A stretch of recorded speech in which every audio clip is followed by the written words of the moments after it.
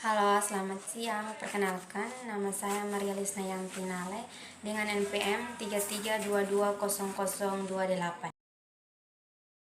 Di sini saya akan menjelaskan tentang kelebihan dan kekurangan dari jenis-jenis penilaian.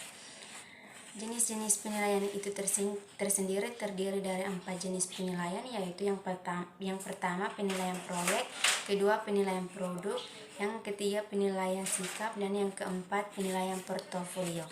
Yang pertama itu penilaian proyek.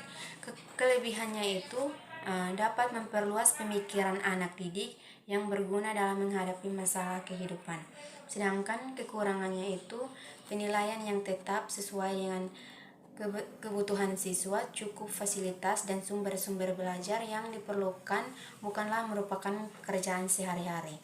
Dan yang kedua itu penilaian produk. Kelebihannya itu ada dua, yaitu yang pertama mengetahui kemampuan siswa dan mengembangkan dan mendesain produk.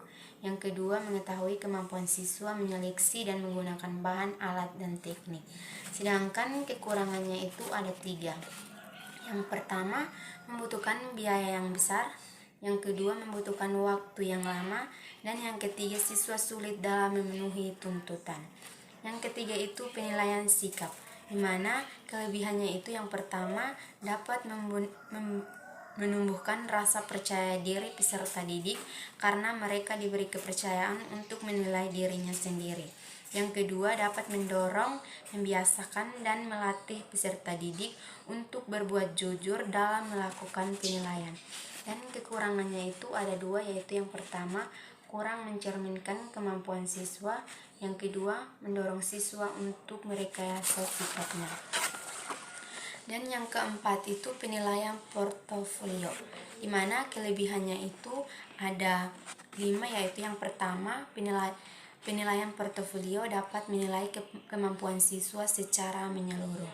Yang kedua, portofolio merupakan catatan jangka panjang tentang kemajuan siswa. Yang ketiga, penggunaan portofolio memberikan kesempatan kepada siswa untuk menunjukkan keunggulan dirinya, bukan kekurangan kesalahannya dalam mengerjakan soal ataupun tugas. Dan yang keempat, penilaian portofolio merupakan penilaian yang bersifat individual. Dan yang kelima, penilaian portofolio merupakan penilaian yang terbuka. Dan kekurangannya itu ada 3, yaitu yang pertama, memerlukan waktu dan kerja keras. Yang kedua, penilaian portofolio memerlukan perubahan cara pandang. Dan yang ketiga, penilaian portofolio memerlukan perubahan gaya belajar. Sekian dan terima kasih.